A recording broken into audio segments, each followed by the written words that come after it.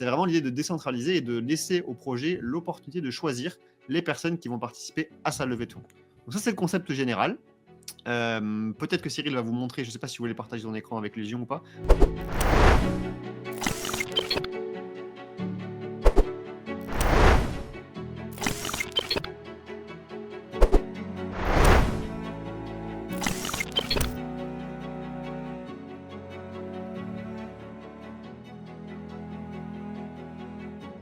L'analyse de la semaine, aujourd'hui, on a envie de vous parler de la décentralisation des VC, plutôt dans le monde de la blockchain, hein, donc c'est surtout Ouais. pour des fonds d'investissement, enfin des investissements et des levées de fonds sur des projets blockchain. Les deux projets dont on va vous parler, vous les connaissez peut-être, ils s'appellent Légion et Echo. Donc Légion et Echo, ce sont deux projets qui ont commencé à être populaires, je dirais, mi-2024, mais leur popularité est croissante, et qui permettent à n'importe qui de participer à des levées de fonds. On revient un peu à la méthode des SEO précédemment, sauf qu'il y a un système de réputation sociale décentralisé qui est ajouté par-dessus. C'est-à-dire que quand vous vous inscrivez à Légion ou à Echo, donc vous inscrivez sur une plateforme, et vous devez lier, c'est facultatif évidemment, mais vos réseaux sociaux, par exemple, prouver que sur Twitter, vous êtes une personne influente qui a une grande communauté ou une grande connaissance de la blockchain. Vous pouvez donc, il y a différents réseaux sociaux centralisés ou pas. Vous pouvez, si vous le souhaitez, mettre votre wallet. Avec votre wallet, on est capable de donc vous signer avec votre wallet pour prouver que vous en êtes le propriétaire et de prouver que vous avez un profil, par exemple, des gènes, un profil, par exemple, j'ai beaucoup d'argent, un profil, je suis là depuis 2017. Bref, vous utilisez le CV qui est permis par votre adresse pour prouver à la plateforme et au projet surtout qui cherche à lever des fonds, votre expérience, votre qualité en tant que, par exemple, des gènes DeFi ou peu importe. Le principe ensuite, c'est que des projets arrivent, donc contactent Légion ou contactent Echo, et disent bonjour, j'ai une levée de fonds à faire et moi, je suis intéressé pour que les personnes qui possèdent de l'expérience, je veux dire n'importe quoi, mais sur Ethereum et qui possèdent plus de 20 000 followers sur Twitter, participent à ma levée de fonds. Donc je filtre socialement en disant plutôt que d'aller voir un VC directement, qui a plein d'argent, je vais m'adresser à la communauté blockchain dans son ensemble, mais par contre, je peux ou pas décider du filtre que je choisis. Donc je veux lever des fonds qu'auprès des personnes très influentes, très riches, qui ont 5 ans d'expérience, 8 ans d'expérience, qui ont utilisé Morpho, Spectra et Pendle. Je dis n'importe quoi, vous avez compris l'idée. C'est vraiment l'idée de décentraliser et de laisser au projet l'opportunité de choisir les personnes qui vont participer à sa levée de fonds. Donc ça, c'est le concept général. Peut-être que Cyril va vous montrer, je ne sais pas si vous voulez partager son écran avec Légion ou pas. Cyril, au final, ouais. Donc c'est quelque chose, t'es muté pour l'instant, qu'on n'a pas encore. Moi, je ne l'ai pas particulièrement utilisé de mon côté. Pour des raisons d'association entre le KYC et son adresse personnelle, ça ne m'intéressait pas, pour des raisons de privacy, mais encore une fois, c'est à vous de voir, puisqu'évidemment, je ne l'ai pas précisé. Si vous souhaitez participer à une levée de fonds, c'est régulé, hein, vous devez vous KYC, vous devez prouver qui vous êtes, etc. etc. Hein. C'est pas le Far West comme les SEO d'il y a 8 ans désormais, c'est beaucoup plus régulé, ça reste légal, évidemment. Donc Cyril a créé un compte hier, je pense, soir, pour commencer justement à avoir un peu plus d'informations. Et je vais vous le laisser partager son écran. Je crois que je vais le mettre. Hop. Tout à fait. Je vais revenir du coup sur globalement.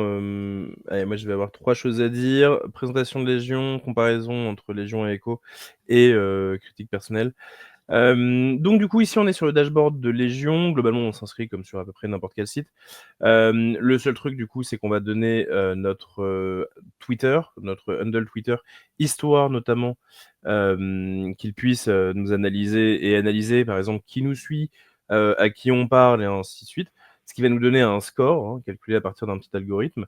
Moi, j'ai pas un super score, hein, je peux normalement le montrer. Allez, il est ici. Il vérifie que je suis humain. Bon, bah, c'est la vie, il dure un petit peu de temps en général. Donc, il vérifie le Twitter. Moi, je lui ai aussi donné mon GitHub, car en fait, j'ai déjà développé sur plein de blockchains différentes. Donc, il m'a donné un score, et il m'appelait d'ailleurs le cool dev, ce que je trouve très valide comme détermination. Descriptif. Comme descriptif. Mais donc du coup voilà, selon mon adresse, c'est mon adresse de cours que j'utilise en cours, que j'ai utilisé ici. J'ai pas mis mon adresse perso parce que un peu la flemme, et puis surtout là je l'ai lié à mon adresse mail pro qui est disponible, pas de problème. Et enfin mon cloud qui est lié à mon Twitter. Donc en fait tout ça, entre mon activité on-chain, mon activité de dev liée à mon GitHub et ma présence en ligne, il détermine un certain score. Ce score, en fait, il est juste déterminé au démarrage pour pouvoir dire si oui ou non on est un bot. Donc première étape, on élimine les bots grâce à ça. ensuite, on donne notre KYC avec donc du coup papier d'identité et indication de région où on habite, donc justificatif de domicile, ce qui leur permet donc du coup d'être dans les clous de la législation, hein, de manière générale. Et ensuite, on va pouvoir investir. Alors sur Légion, dans la home, il y a rien. En fait, Légion, il y a pas beaucoup de sales, en temps classique et c'est ce qui va me permettre de faire un petit peu comparaison avec Echo. En gros, globalement, donc là, on a une sale en cours dans lequel il review des applications. Je vais revenir un petit peu dessus. On peut voir que Korn est un protocole qui est décrit avec tout simplement le site internet, les différents réseaux sociaux, le statut, les soft cap, hard cap, donc des éléments de tokenomie. Et ici, donc, du coup, ce statut, et on peut voir dans les past sales que toutes les précédentes ont été successfully raised, donc du coup, les projets ont bien récupéré l'ensemble de ce qu'ils demandaient. Et en fait, c'est là où du coup on en vient, c'est que sur Légion, donc il y a eu 5 ventes depuis le démarrage. Ces 5 ventes, ce sont 5 projets qui ont été sélectionnés, qui ont été curés par Légion pour pouvoir être mis en place. Et donc ça, c'est un peu la force de Légion, c'est dire: «OK, bah, en fait, on va vraiment regarder précisément les projets qui nous intéressent, ceux qui sont, pour nous un peu exceptionnels, qui sont un peu soutenus». Par exemple, on peut voir que Solana soutient Légion, Welcome Légion sur le compte officiel de Solana. Bref, ce sont des trucs qui sont vraiment très mis en avant. Aujourd'hui, c'est ça Légion, c'est on prend les meilleurs projets et on vous les propose. Et donc, en fait, ils raise extrêmement facilement. Et comment on raise? Tout simplement en faisant une application, c'est-à-dire en disant voilà, yo, moi je veux participer à cette levée de fonds. En général, c'est on a une allocation à mettre et on doit mettre cette allocation précisément. En fait, Echo, lui, est un peu plus simple et du coup, pour ça, j'ai trouvé, un post de quelqu'un qui explique précisément, les différences entre les 2. Sur Echo, le système, il est un peu moins géré par les créateurs de la plateforme. Donc en l'occurrence ici, Légion, Cure et tout. Sur Echo, c'est avec des systèmes de groupes et donc du coup, on a plusieurs groupes. On a le groupe officiel qui nous propose des projets officiels et on a les autres groupes qui, eux, sont déterminés par des leaders, des gens qui vont, proposer directement les projets. Ça, c'est la grande différence entre les 2. Et ensuite, derrière, évidemment, il y a donc un peu moins de restrictions sur Echo, parce que comme on l'a dit, c'est un peu plus libre. On peut mettre l'argent qu'on veut. Il suffit de faire partie d'un groupe, d'être accepté sur un groupe, attention.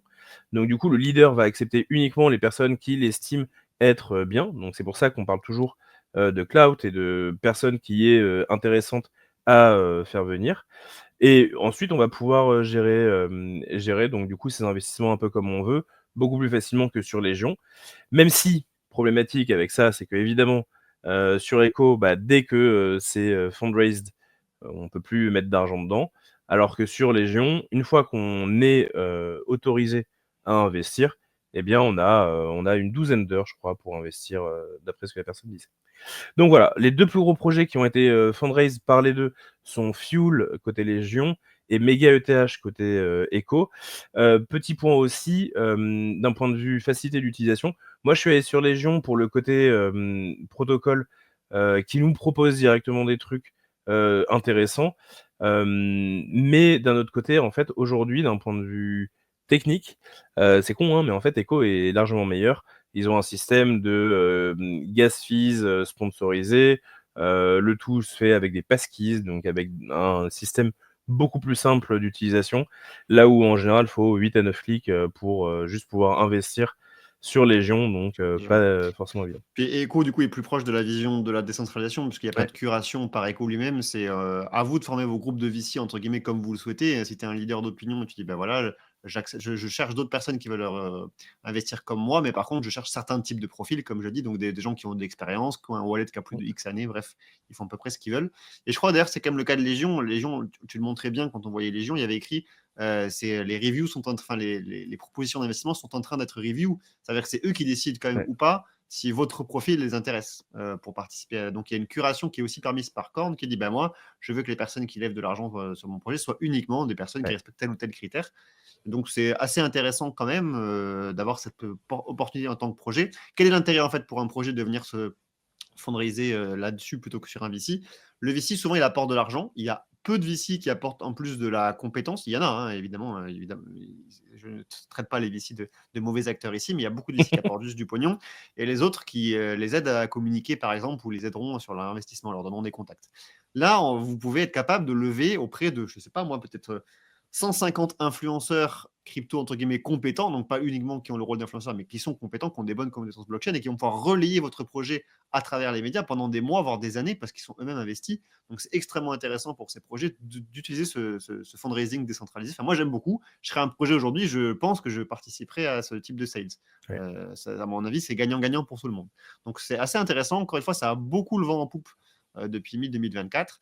Après, par contre, effectivement, le problème, c'est que ça restreint l'investissement à ceux qui s'y connaissent le plus, mais c'est entre guillemets la méritocratie. C'est pas forcément les plus riches, en l'occurrence, c'est ceux qui montrent qu'ils ont le plus d'expérience ou de compétences ou de connaissances. Mais moi, ça me dérange pas particulièrement. On voulait avoir le débat avec Cyril, c'est que l'avantage des ICO avant, c'est que c'était pour n'importe qui. Il fait juste d'avoir un wallet et n'importe qui peut rentrer tant qu'il a de l'argent. Là, on a une curation des investisseurs. Est-ce que c'est un problème ou pas? Le débat peut être ouvert. Ouais, on perd le côté trustless, mais on y gagne évidemment sur plein d'autres points. C'est-à-dire que, en fait, le projet, il a été analysé un petit peu avant, notamment sur Légion, beaucoup plus que sur Echo, mais sur Echo, il y a quand même la partie officielle qui permet d'avoir cette curation-là. Et en fait, c'est quand même assez intéressant pour l'investisseur qui ne perd pas son temps à en fait à analyser tout le marché, à vérifier que l'équipe, le projet, machin, tout ça, ça fonctionne bien. Et donc du coup, il y a un côté assez sécurisant pour l'investisseur, notamment pour l'investisseur particulier qui n'a pas le temps, comme un VC, de passer sa journée à ça. Ouais, de faire la due diligence. Et pour le projet, c'est plus intéressant aussi, parce que dans une ICO, tu sais pas qui va acheter ton token, et ça se trouve, ça va être 10 Ouais. personnes qui ont trusté la Ouais. vente et qui ne vont pas t'aider du tout, ne sont pas influents, ni rien. Donc, je trouve que c'est un peu gagnant-gagnant des deux côtés. Et après, on va te dire que tu donnes tous tes tokens à juste 10 personnes. Ça vaut pas le coup non plus. Il faut décentraliser son argent, machin. Vous avez utilisé le protocole? Est-ce que Virgile, toi, c'est quelque chose que tu as pu voir un peu? Alors, absolument pas. Et Ok. en fait, si tu veux, bon, après, il y a eu beaucoup de monde qui ont été impactés aussi à cause de ça. En fait, il y avait Mega ETH qui m'intéressait beaucoup, Ouais. mais sauf que, en fait, le financement a déjà été bouclé en 2 minutes à peine. Donc ouais, c'était un peu dommage. Mais ouais, à voir s'il y aura s'il y aura d'autres projets dans le même style et ma foi, s'il y a des financements intéressants, j'y participerai et puis je vous dirai comment ça se passera. Ouais, justement, c'est quand je voulais voir une comparaison un petit peu bonne, cette personne disait qu'au final, depuis qu'elle y est, juste, elle va sur tous les projets qu'elle peut aller avec assez peu de diligence, assez peu de recherche, en tout cas beaucoup moins que sur les mêmes coins sur lesquels cette personne investit, tout simplement parce que cette due diligence, elle est un peu préfaite. Et donc du coup, aujourd'hui, c'est aussi pour ça qu'un méga ETH, par exemple, a été fundraised en 2 minutes. C'est qu'en fait, les gens, ils voient ces projets-là sur les plateformes, ils se disent bon let's go. Ça Après, vaut le coup. aussi parce que les montants sont faibles. C'est-à-dire que là, Oui. Defignas, que je suis en l'occurrence, j'avais lu son post à l'époque, c'est quelqu'un qui a bien réussi. Et donc, c'est Oui. des montants entre 100 et 1000 dollars. Donc, il n'a pas le temps d'aller faire de la due diligence pour investir 1000 dollars. Il clique, il Tout à fait. distribue, parce qu'il n'est pas à 1000 dollars près. Ce ne sera pas le cas de tous les gens qui participent, évidemment. Mais Tout à fait. C'est exactement ce qu'il y a. c'est ce qu'il y a à la fin. Voilà, allocation à small. Donc, il spray and pray, comme il dit. C'est exactement ça. Ouais, tout à fait. Super, parfait. Michael, toi, tu connaissais, tu as utilisé ou pas? Ouais, alors je connaissais, pas utilisé, mais c'est juste qu'effectivement, le principe est vraiment sympa sur ce côté décentralisation et un petit peu, on va dire, transparence, truc public, où, là, on est sur des premières implémentations, des premiers produits issus de ce principe-là, donc forcément, ça va évoluer. Mais je suis assez intrigué sur ce côté, comment ça va être pris par tout le monde. Après que les projets, comment dire, il y ait cette période justement de qualification, à partir du moment où les choses sont faites de manière relativement transparente, c'est pas forcément une bonne ou une mauvaise chose. Les gens agiront en conséquence, et si jamais il y a des soucis par la suite, on verra les transactions, on verra ce qui s'est passé, et puis au moins tout le monde pourra se faire sa petite idée et son investigation. Donc ça, je trouve que ça ouvre un peu cette perspective-là d'investissement. Donc c'est sympa déjà en l'état, donc à voir par la suite. Tout à fait, nickel. En termes de timing, je pense qu'on va s'arrêter là. On est bon Oui. pour aujourd'hui. Vous rappelez évidemment que du coup, la promotion Galilée, donc notre future promotion, démarre la semaine prochaine. Donc, si vous êtes intéressé pour suivre une formation blockchain, que ce soit les consulting blockchain, les DeFi ou les développeurs blockchain, eh bien, n'hésitez pas à nous rejoindre. Et pour l'IA, on a la formation consulting IA et développeur IA. Vous avez toutes les infos sur alira.fr. Et si vous ratez la session de la semaine prochaine, la prochaine session, ce sera environ dans 3 mois et demi, 4 mois, si jamais ça vous intéresse. Très très bonne journée à tous. Du coup, nous on se retrouve la semaine prochaine pour une nouvelle chronique Alira. Ciao. Ciao tout le Salut monde. tout le monde. Ciao.